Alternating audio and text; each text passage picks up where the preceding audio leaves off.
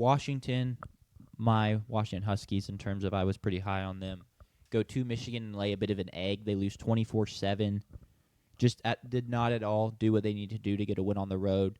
They come out slow. The defense is playing well. You're limiting Michigan, but you just can't drive on your own. And then the wheels fall off with end of game, fourth quarter turnovers. The Damon Williams pick, I don't remember who jumped it, but a linebacker is actually trying to get out to the flat to get out to the running back, and he basically tries to throw it through the linebacker, and the linebacker picks it off.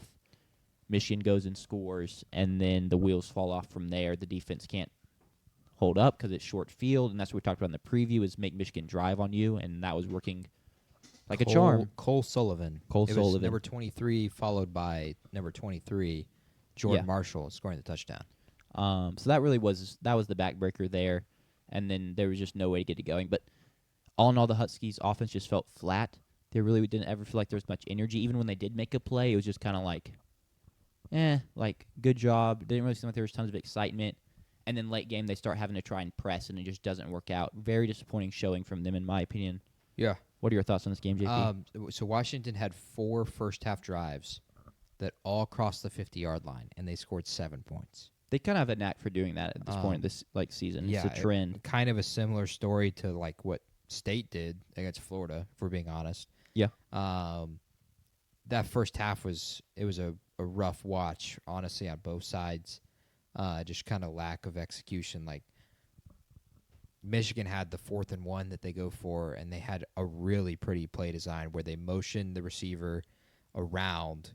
They motioned him up to the line of scrimmage, like behind the lineman, fake like he's going to block, and then he just leaks out to the flat and he just drops it. It was rough. The big drive to start the second half for Michigan, where they go all the way down. They go for it on 4th and 2 for whatever reason, don't convert, and it's a turnover for Michigan. And then, like you said, turning point in the game was Damon Williams not even necessarily making the wrong read. Maybe it's just bad play design. I think it was just kind of unlucky because, the linebacker doesn't jump the route. Yeah. He just happens to be They're brought playing man into coverage. the path. Correct. Yeah, they're playing man coverage, and the running back leaks out in the flat, and you run the slant route over the middle. His receiver was open, but Cole Sullivan is in the right place at the right time. It's a pick. So maybe it just doesn't make sense from a play call standpoint, because it wouldn't even make sense still. Like, if we imagine the running back just stayed there to the right of Demon, Sure. the linebacker is going to be almost in that same spot anyway. So maybe that just needs to be Not revisited. a play you run. Yeah. Or Demon's just got to know he's got to wait a count. That's a tough one. Or he's got to hit the flat, like one of the 3. It's not like it's abnormal.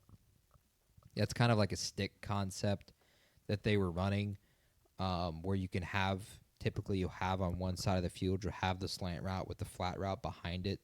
A lot of the time you may be looking for like a rub kind of thing where the linebacker gets held up on the slant route and can't get out to the flat. So I don't put any blame on Demon there, but the other 2 picks I kind of do. 3 picks, you can't really have that, especially on the road 100%. against this defense. And unfortunately, like for Washington, their defense played really, really well. Yeah. Albeit against Michigan's offense, which just continues to disappoint. Andrew Marshall's really good.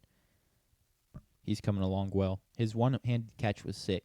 That was a sick catch. Great And then he catch. turns up field, picks up a first down, and then nonchalantly does a first down celebration like he had meant to do all of that, which I thought was just like an incredible showing of how much talent the guy has. But Washington only gives up it feels like, at least, they only give up 14 points. Sure. And for that to be the case, and with the amount of offensive prowess you have and the performance Demon had last Friday night, it can only be disappointing for Jed Fish and the Washington Huskies to not come out with this win, because it would have propelled them going forward. They would have been 6-1, and now we're talking about maybe they might be able to make the playoff really kind of regardless of what they do going forward, getting to host Illinois this weekend, and then all you really have is the Oregon game, but you get that at home.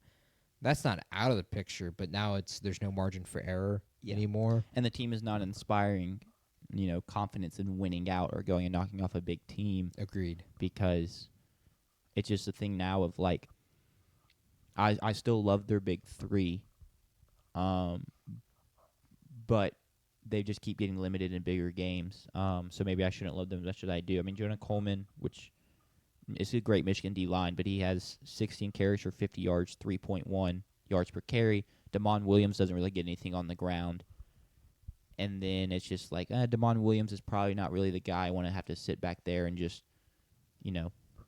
standard drop back shotgun pass and go from there. But that's what he had to do, and that's when the wheels kind of fell off. Yep.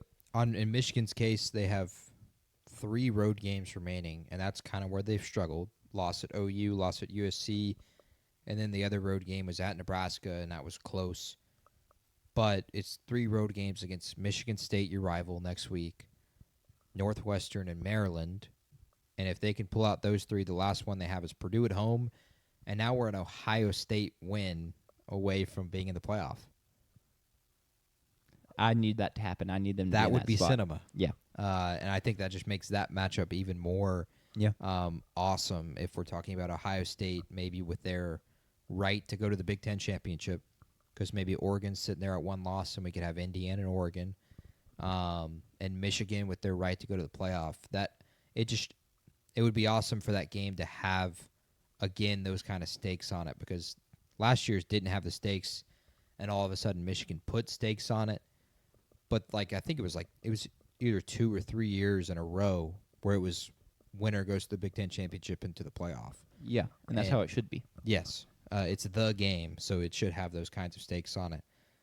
So they just got to handle business, especially this weekend. That's really the one that scares.